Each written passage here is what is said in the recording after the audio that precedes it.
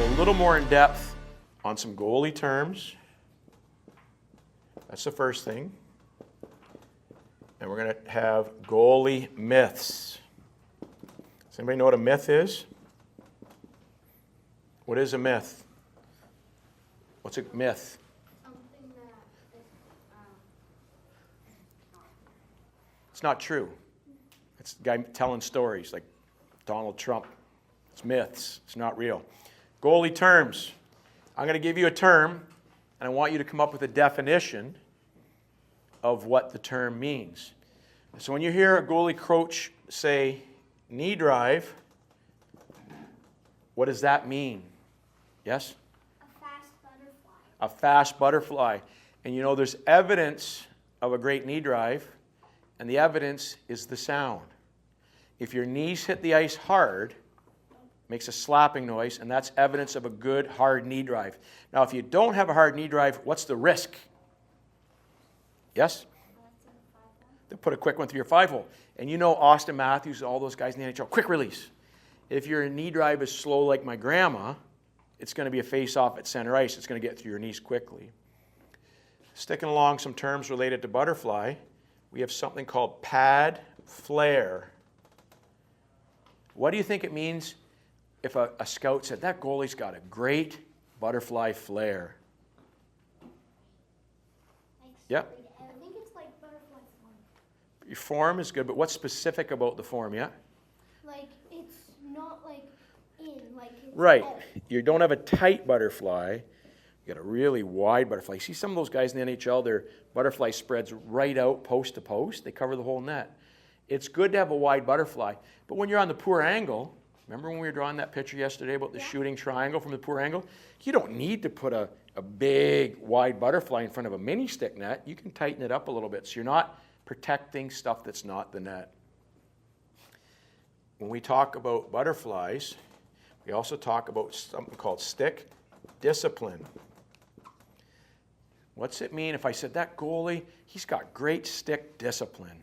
Yes? Like you're really good at handling the puck. That's puck handling related. What do you think it means when it comes to butterfly? I think it means when you put your stick in the right place all the time. Right, you keep your stick in the 5-hole. So if a guy tries to tip it or DQ, he tries to squeeze one back through your 5-hole, your stick's disciplined. Now, there's another time where we use a similar term, but it means something else, and it's for a different circumstance. And it's called stick involvement. And what that is not poke check. Like good movement with the stick. An example would be a guy comes down the wing and he shoots far side pad. Instead of just putting your pad on it and maybe causing a greasy rebound, you arc your stick over and you ramp it up. So there's sometimes you want to get your stick on the puck, and there's sometimes you want to keep it in your 5-hole. Here's some examples of times you want to keep your stick in the 5-hole.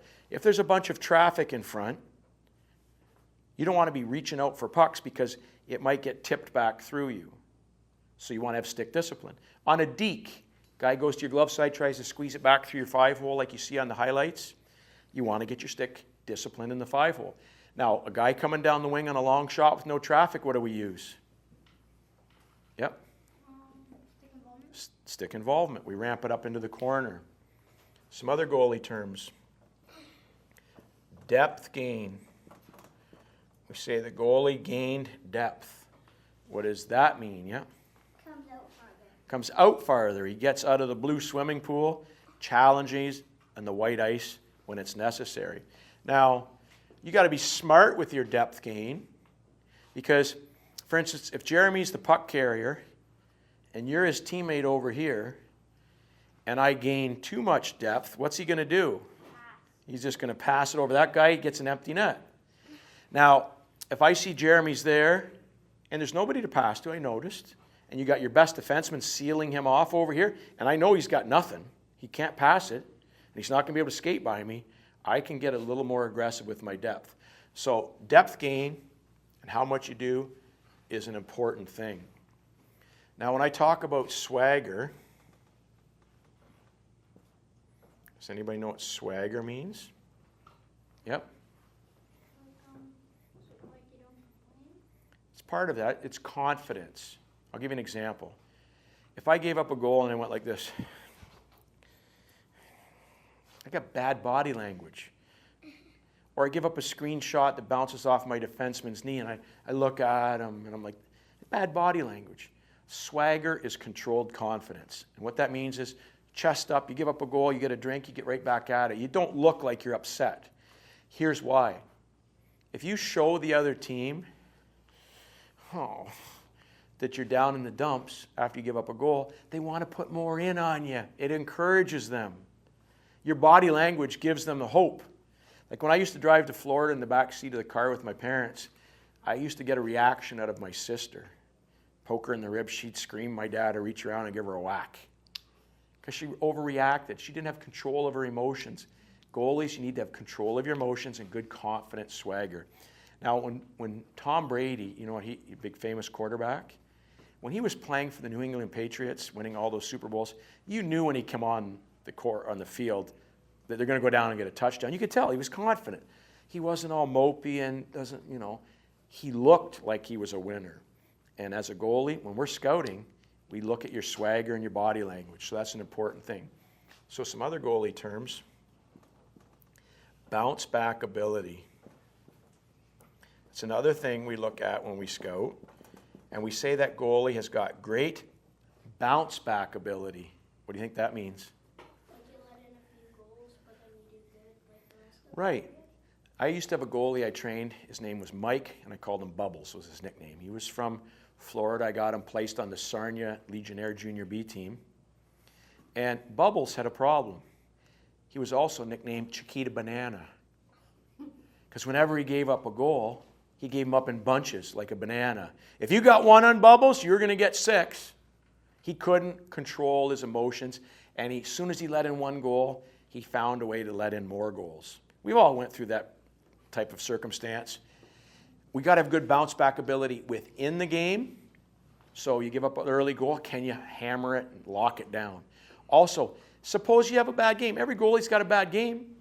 The next game you play after you have a stinker, you have to have the ability to clean off your hard drive and have a great performance following up on the stinker. That's bounce back ability. Here's a stat for you.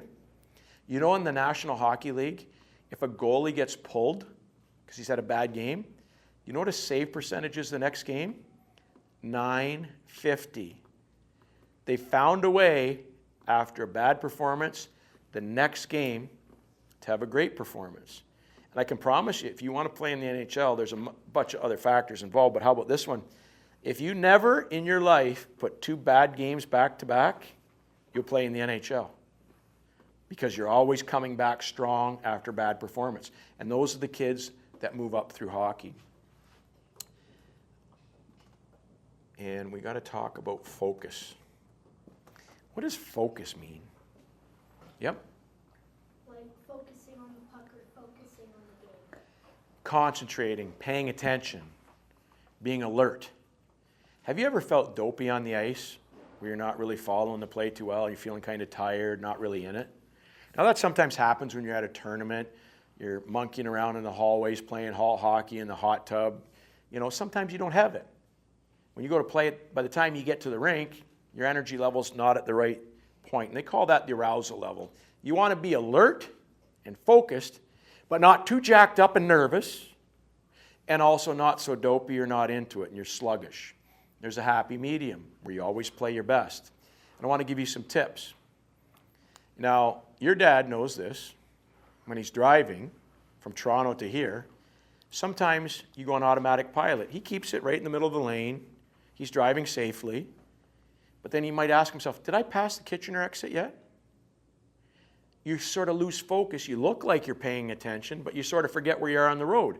And goalies quite often do that. Your mind wanders, and all of a sudden, something happens. You're not sharp and in the present. You look like you're moving around like a goalie, but you're not fully focused. I'll give you a couple tips to help with your in-game focus. Break the game down into little tiny mini periods. How long is an NHL game, by the way? Yep. How long is an NHL game? 60 minutes, unless there's overtime. You know what Hall of Famer Tony Esposito used to do? he would break the game down into 2-minute little mini periods. He'd look at the clock and say, okay, it's 20 minutes to start the period until 18, so that's 2 minutes. In that 2-minute segment, I'm going to get a mini shutout. I'm going to bear down and go crazy focus for 2 minutes. And then once I got that shutout in that 2 minutes, I look and I go, okay, 18 minutes. I'm going to go to 18 to 16 now. So for that next 2 minutes, I'm going to work on that one. I don't care about the rest of the game. I just care about the next 2 minutes. And when you compartmentalize the game, which means break it down into little small chunks and try to get mini shutouts, whole game goes by and your focus is strong the whole game. Now another trick, ex-Toronto Maple Leaf goalie used to use, this one's goofy, like goofy, Hall of Fame goofy. Mike Palmatier was a fellow scout of mine when I was with the goalie coaching with the Leafs and when I was scouting there. We called him the Rooster because Mike Palmatier was so cocky and over the top. But when he played in the NHL, he did something weird. He did an out-loud play-by-play of the game. He would say stuff like, Salming, over to Sittler, back to Turnbull, shoot, save! And, like, why would you do that? Like, people skate by the crease, hear him talking, like, have you eaten too much popcorn? What happened there? But what he was doing is, if you have to be able to call out the plays as they're happening, do you have to be focused to do that? Of course. And that brought him right into the moment and helped with his focus and his concentration. Goalies, think of the best game you've ever played in your whole life. Just think of it. You don't have to raise your hand. Just think of it. Now, if you could do that 9 games out of 10, it's called repeatable peak performances. And those happen if you've got consistent focus through the whole game. So you might want to try those 2 tricks. Now, before we talk about goalie myths, can I tell you a cheesy dad joke? Am I allowed to? So my last name is McKichan. Some of you may have heard this joke before, but if you have, my last name is pronounced McKichan. And I've done goalie clinics for over 34 years, Alaska, California, Florida, Newfoundland, everywhere I've been. And I did a goalie clinic in Kentucky one time. And there was a kid in Kentucky about Jeremy's age. He got struck right in the you know what. You know what? Yeah. I go over, and he's got a tear coming down his eye. I say, are you all right? He goes, I'll tell you what, Mr. McChicken. He goes, I got me hit right in the nads. I said, are you okay? He goes, I never worn me a jock, but I'm fixing to get one now. I said, you're 16 and you've never worn a jock? He goes, I thought my reflexes was quick enough. Maybe that's what we'll do at the next clinic. Does this sound like a good idea? We'll call it a reflex clinic, and we don't allow you to wear jocks or helmets. Imagine?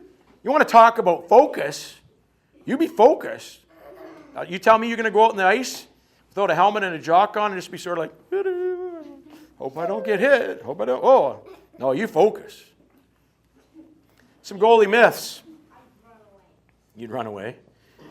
Well, when I played back in the day, my arm pads were like your dad's coat. I get hit in the arm, I cried. You get hit in the chest, you cried. It's not fun back then. You get your fingers broke off your blocker hand when you get hit with pucks because there was no protection underneath your blocker. It was just a waffle. It's like wearing a workman's glove. Puck would come up, crush your hand against the stick. Not good. But there's some goalie myths. Tell me if you've ever heard this one. Goalies need to be the fastest skater on the ice. Have you ever heard that? Yeah. Well, for 20 years I've been correcting people or more. You don't have to be the fastest skater on the ice. You want some evidence? I'll give you evidence. If you took the Montreal Canadiens today and went to their practice, and Carey Price, in his prime, came out of retirement. Great skater, great goalie. Would you agree? Carey Price, awesome. If you lined him up on the goal line, the whole Montreal Canadiens team, you said, down and back. Do you know where Carey Price and the other goalie would finish? Yeah? Wait, like what time? Would they be first for the whole team? Would they be last? Probably. 100%. He's a Hall of Fame goalie, and he would be the worst skater on the Montreal Canadiens. So does he have to be the best skater, fastest skater on the team? No. But what you do have to be is the best goalie skater on the team. And that means around your area, your crease movements. Now, when the coach wants you to skate blue lines and back and skate circles, it's not hurting you, but it's not really helping you. It's like trying to fix your putting by taking slap shots. You work on slap shots all day, are you going to become a better putter as a golfer? Two different things. Two different things. So I would suggest when the coach is bag skating the rest of your team, make sure you go to the net and really hammer yourself on crease movements, pattern movements around the crease. She's probably one of the best skaters around the crease I've ever seen for her age because she always works on it. So when the coach is working with the other guys, work on your goalie skaters. You don't have to be the best skater on the team or the fastest. You've got to be the best goalie skater. Next one, dull skates. Thankfully, I think this myth is dying, finally. Back in the day, goalies would sharpen their skates once a year, if that. Dull, no edges. I know it's crazy, right? But some adults still believe that. Playing goal with dull skates is like driving a cab in New York. Lots of stops and starts and running into things. There's no precision. You want to be able to explode on a 2-on-1. Get your edges into the ice. To do a sliding butterfly, you need a good edge grab to have a hard slide. So now, in the NHL, they sharpen their skates before they go on the ice every time. Every time they go on the ice, they've got freshly sharpened skates. I have some advice for you on the skate sharpening a little bit. You got to find a guy. Find the guy you like that sharpens your skates and stick with that guy. So like in London, when you went for Source for Sports and you notice the guy that sharpened your skates and he did a good job, make sure when you go back in, you get that same guy to do it. And never get to a tournament in Cucamonga and go to the rink guy with that little automatic skate sharpening machine. You want some poutine? Going to be a terrible job. You never use freshly sharpened skates in a game unless you've practiced with them once first. You know why? Yeah? Because, like, if you have someone and then you try someone else, then if you're in a game and you try someone else, then you might not be used to that, and then you might, like, fall all over. Right. If you get a bad skate sharpening job, it could really mess you up. You want to have a practice to figure that out. Now, I'd say you guys probably should be anywhere from like 3/4 inch hollow, and I'll explain that, maybe down to as far as 1/2 inch hollow. In the NHL, a lot of the guys have 3/8 inch hollow, all the way down to probably the most aggressive I've seen is a 1/4 inch hollow. Now, I'll explain what that means. You guys know what a snowboard half pipe is? No. When you see the X Games, they've got a little tunnel down the snow mountain like this. It's concave, it's hollowed out. And they go up with the snowboard, do their little tricks, then they come down, they go up the other side. Your goalie skate is exactly like that, but smaller, obviously, because you can't skateboard on your blade. Too small, unless you're tiny. Get cut a million times. Right. There's your skate. There's your big toe. There's your next toe. There's your next toe. There's your next toe. There's your next toe. There's your next toe. Like if you're from Sarnia and you're downriver near Corunna, sometimes you even have an extra toe. Now, if we look at our skate, there's a hollow there, like an upside down snowboard thing. And the deeper that is, like here's one that's really aggressive, which might be a 1/4 inch hollow. Here's one that's not as aggressive, still a little bit, but not much. Which one? This one or this one will bite the ice harder? Yep. Second one? This one? Yeah. So we don't want it like that because you just slide and your edges will never bite. And remember, there's a confusion. Sometimes people say your skates are dull or sharp. That you could have a big hollow like that and still be dull because the edges aren't fresh. Sharpness just means fresh edges. So you guys should be somewhere between 3/4 inch to 1/2 inch, which is closer to something like this, instead of something crazy aggressive like NHL guys use. They can really bite into that ice. Some other goalie myths. Goalies are out of shape. What? No. Well, when you guys were here this morning, I saw some beer leaguers. And you know what type of goalies used to have to be the goalie on the team? The big blimp of a kid. Put the Michelin man in the net. You just stand there. You don't need to be in shape. That's a myth. Goalie is something called anaerobic position. You don't get a chance to catch your breath. It's hard work, rest. Hard work, rest. To be a goalie, you got to be in exceptional shape. And inherent in this, with the out of shape, is goalies don't need to be strong, which I think is a terrible myth. Now, you don't need to be a massive bodybuilder where you got like massive muscles and you're just like one of those guys, bodybuilders, you know, you see them on TV, they don't look like you can even wipe back there. You ever seen the bodybuilders with the big, you don't need to be that. But you need to be strong. For instance, if Jeremy stand up here, if he's facing out, he's screening me, and I'm just a little bit, could you please move? It's going to do nothing. But if you're a strong goalie and you give him a good push from the butt, he's not going to fall down, he's not going to get a penalty, and you can clear out some traffic. You need to be strong to manage traffic in front of the net. And even in girls hockey, some of those girls are pretty vicious, screening you and backing in on you. So we got to be good by using strength. Same thing. When you want to try to get up off the ice quickly, if you're a little smurfy, you're not going to get up quickly. You got to be strong. That's why goalies have to have exceptional off-ice conditioning. Last little myth. This is more for coaches. They pull a rabbit out of the hat. I'll tell you what I mean by that. Rabbit out of hat. Tell me if this has ever happened to you. You're about to play a game, and you don't know if you're starting or not. Mm-hmm. And the coach comes in the dressing room just before the game and goes, "You're in." Not you, you're in. And they tell you who's starting at the last second. Does that ever happen to any of you? No. Nope, because I'm going. It happens quite a bit. Now, if that technique worked, they would do it in the NHL. Do you think they tell Marc-Andre Fleury after warm-up that you're playing tonight, Marc-Andre Fleury? No, he knows several days before because it's more effective. Now, I understand why goalies or coaches will sometimes want to do that because they want both goalies to be ready. Because sometimes what happens, if she knows she's starting and he knows he's not starting, he might be a little goofball in the dressing room, head all over the place, running around causing problems. But you need to maybe talk to your coach and say, "Listen, let me know a day in advance when I'm playing. We can get our parents in to watch me play or grandparents, whatever. And if you're the backup goalie and you know you're not playing because he told you in advance, make sure you're ready to play so he doesn't have an excuse." But if it was effective, it's a myth. It's not. They would do it in the NHL.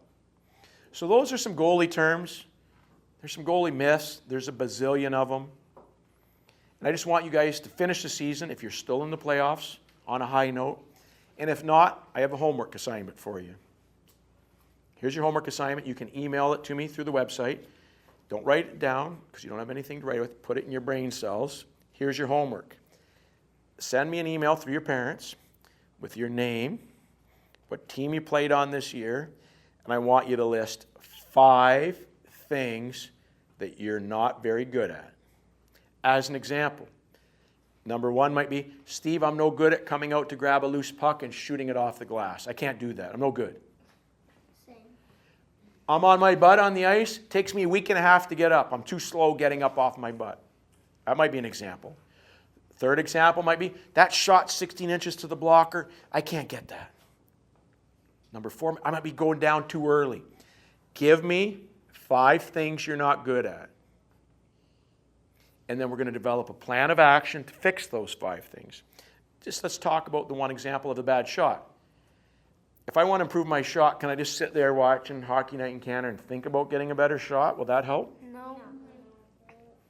There's a famous author, and we're done in 1 minute. His name is Malcolm Gladwell. I know. You know him? I read the book. You read the book? Holy jeez, Brian, I'm impressed. What was the book called? I can't remember because I read it like 2 years ago. It's called The Outliers. He talks about a bunch of things in the book, but he's a genius. You know what he said? Whether you're a rock star, an astronaut, a musician, a scientist, to become an expert in something, to become really good at something, takes 10,000 hours. So, for instance, if you say you have a bad forehand clear with your stick, and you decided to spend and calculate and diary 10,000 hours, do you think you'd have a good shot after 10,000 hours? Oh yeah, you'd be able to punch it through a tank. So if there's something broken in your game, there's a strategy and there's a way to fix it. Yes, Brian? I know another way to fix your shot. What's another way to fix your shot? 100 puck challenge. 100 puck challenge. Would 100 pucks be enough to do it? No. Add another 0 onto it. Yeah. You do it every day. Every day. Like if you sit down and fire pucks, you could probably fire 50 in 10 minutes. So that number might even be higher. Guys, I had fun coaching you guys. I love talking to you guys in the classroom session. Adam.